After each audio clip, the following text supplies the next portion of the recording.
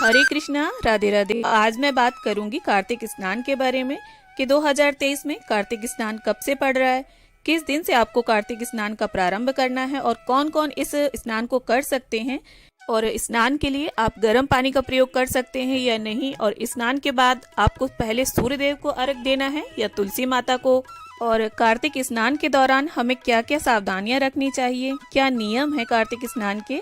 तो ये कंप्लीट जानकारी आपको इस वीडियो में प्राप्त होगी।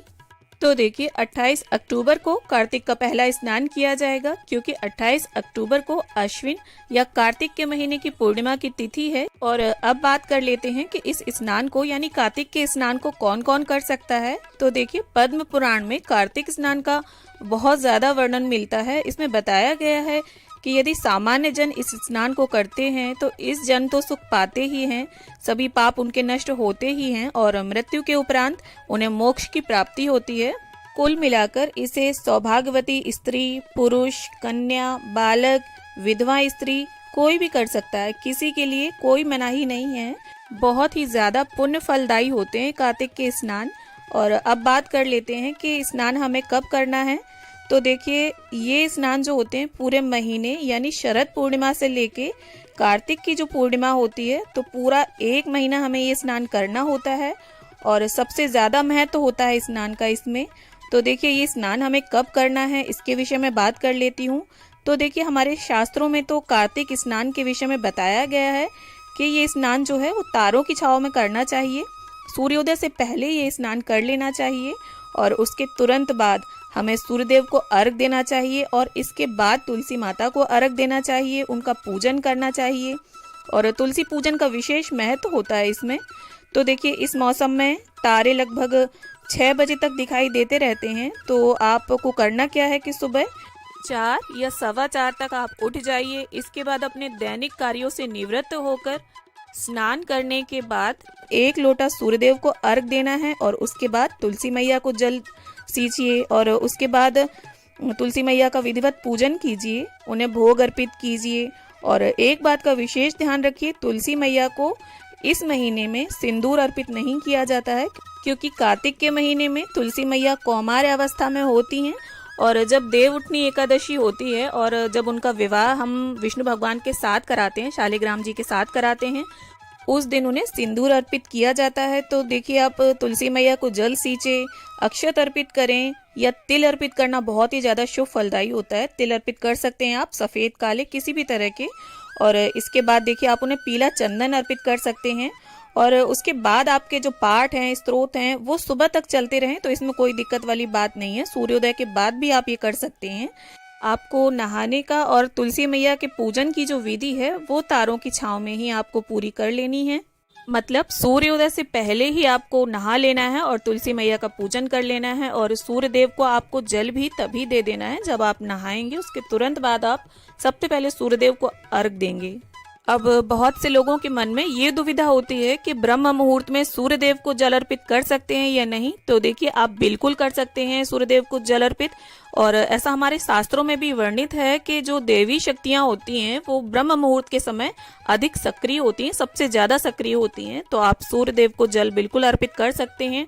और अब बात आती है कि इस महीने में यानी कार्तिक के महीने में काफ़ी ठंडक हो जाती है, सुबह स्नान करने में काफ़ी ठंडा लगता है। तो क्या हम गर्म पानी से नहा सकते हैं या नहीं। तो देखिए, शास्त्रों की माने तो इस महीने में भगवान विष्णु का वास जल में बताया गया है और हमें नदी या सरोवर में स्नान करना चाहिए। लेकिन आज के समय में ये पॉसिबल नहीं है, क्योंकि प्रतिदिन नदी या सरोवर में जाके स्नान किया जा सके ये तो संभव ही नहीं है, क्योंकि जो शहर या कस्बे हैं वो नदी और तालाबों से काफ़ी दूर दूर बस गए हैं आज के टाइम में। तो इसके लिए आपको करना क्या है, एक बोतल या डिब्बी में आप गंगा जल भरकर रख लीजिए और प्रतिदिन जब आप स्नान करें तो उस जल में थोड़ा सा गंगा जल मिला लीजिए। और अब बात आती है कि गर्म पानी से नहाए या नहीं। तो इसके लिए देखिए, शास्त्र कथन तो यही है कि जैसा भी जल नदी या तालाब में है उसी से नहाया जाए। पर आज के समय में जो है शरीर उतने स्वस्थ नहीं है जितने पुराने समय में हुआ करते थे। तो इसके लिए आप अपनी शारीरिक क्षमता के हिसाब से कार्य करें। ऐसा ना हो आप ठंडे पानी से नहा लें और बीमार पड़ जाएं और ये नियम पूरा ही ना कर पाएं, क्योंकि छत पर जो टंकियां रखी होती हैं उनका पानी काफ़ी ठंडा हो जाता है और सुबह सुबह नहाने में काफ़ी ठंडा लगता है, तो आप गर्म पानी कर लीजिएगा। और अगर आप गर्म पानी कर रहे हैं तो उसमें आप गंगा जल नहीं मिलाएंगे, ताज़े पानी में ही गंगा जल मिलाया जा सकता है। और अगर ताज़े पानी की व्यवस्था बन जाए और आपके शरीर में वो ज़्यादा ठंडा आपको ना लगे, शरीर आपका सहन कर ले, तो आप ताज़े पानी से नहाएं। कुल मिलाकर मेरे कहने का मतलब ये है कि आप वैसा ही करें, वैसा ही नियम लें जो पूरे महीने कर पाएं। ऐसा ना हो कि किसी भी कठिन नियम को आप ले लें और बीच में ही वो टूट जाए, पूरा ना हो पाए पूरे महीने। तो आप देख लीजिए अपने हिसाब से। और इसके साथ ही देखिए, अगर तुलसी पूजन आप ब्रह्म मुहूर्त में करते हैं तब आप एक दीपक सुबह तुलसी माता को अर्पित करेंगे और एक शाम को, क्योंकि दीपदान का कार्तिक में बहुत ज़्यादा महत्व बताया गया है और दीपदान जो है वो अंधेरे में ही किया जाता है। तो इस प्रकार से आप तुलसी माता को एक दीपक ब्रह्म मुहूर्त में और एक दीपक प्रदोष काल में अर्पित करें। और दीपक आप देसी घी का भी ले सकते हैं और तिल के तेल का भी। और जो लोग सूर्योदय के बाद तुलसी जी का पूजन करेंगे, उन्हें सुबह में तुलसी जी को दीपक अर्पित करने की आवश्यकता नहीं है, वो शाम को दीपदान कर सकते हैं।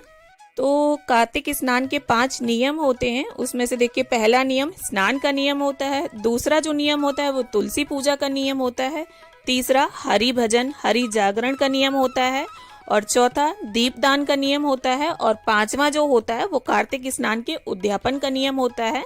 तो देखिए, उद्यापन में जो लोग पूरे महीने कार्तिक का स्नान करते हैं, उन्हें कार्तिक महीने की पूर्णिमा के दिन एक पंडित और पंडिताइन के जोड़े को घर बुलाकर भोजन कराना चाहिए। यथासंभव उन्हें वस्त्र अर्पित करें, दक्षिणा दें और पैर छूकर उनसे आशीर्वाद लें। और अगर उन्हें बुलाकर भोजन कराना संभव ना हो तो भोजन की थाली, वस्त्र और दक्षिणा आप उनके घर पर भी पहुंचा सकते हैं। या अगर पंडित पंडिताइन नहीं मिल रहे हैं आपको, तो किसी भी विष्णु भगवान के मंदिर में जो भी पंडित सेवा में हैं, उन्हें ये दान आप कर सकते हैं। तो इसके साथ ही देखिए, ये तो वो कार्य थे जो हमें कार्तिक मास में करने हैं। और अब हम बात कर लेते हैं कि ऐसे कौन कौन से कार्य हैं जो कार्तिक के महीने में हमें नहीं करने चाहिए। कार्तिक के मास में क्या क्या चीजें निषेध होती हैं, अब हम उसके विषय में बात कर लेते हैं। तो देखिए, सबसे प्रमुख जो होता है, कार्तिक के महीने में दलहन का सेवन नहीं करना चाहिए। यानी दाल, यानी जो भी अनाज 2 टुकड़ों में विभाजित हो जाता है उसे दलहन बोलते हैं, तो उसका सेवन हमें नहीं करना चाहिए। और कार्तिक के महीने में शरीर पर तेल की मालिश नहीं करनी चाहिए। प्याज, लहसुन, मांस, मदिरा आदि का सेवन नहीं करना चाहिए। किसी की निंदा ना करें, हरि भजन करें और हरि जागरण करें, ब्रह्मचर्य का पालन करें। और देखिए, अगर आप कार्तिक का स्नान कर रहे हैं तो नियम के हिसाब से तो हमें जमीन पर सोना चाहिए, लेकिन आज के टाइम में शरीरों में इतनी क्षमता नहीं है, इसलिए आप एक काम कर सकते हैं। आप फोल्डिंग चारपाई की या बेड पर भी अगर आप सो रहे हैं तो अपने बिस्तर सभी के बिस्तरों से अलग रखें। और कार्तिक स्नान के समय में जितना आपसे हो सके उतना हरि भजन करें, भगवान का ध्यान करें, दान पुण्य पूजा पाठ करें, ताकि आपको कार्तिक स्नान का अनंत गुना फल प्राप्त हो। क्योंकि सभी 12 महीनों में कार्तिक का महीना सर्वश्रेष्ठ महीना बताया गया है। तो इसमें आप कार्तिक के महीने में पूरे, यदि स्नान जैसा कड़ा नियम ना भी ले पाए तो कोई दिक्कत वाली बात नहीं है। आप पूजा करें, हरि भजन करें। ज्यादा अगर आप नहीं कर सकते तो पूजा के बाद सुबह या शाम 2-4 गीत भगवान विष्णु के गा लें, भजन कर लें उनका। और इसके साथ तुलसी जी का पूजन करें, तुलसी जी को दीप दान करें, पटवारी पूजन करें और अपने सामर्थ्य के हिसाब से दान दक्षिणा अवश्य दें।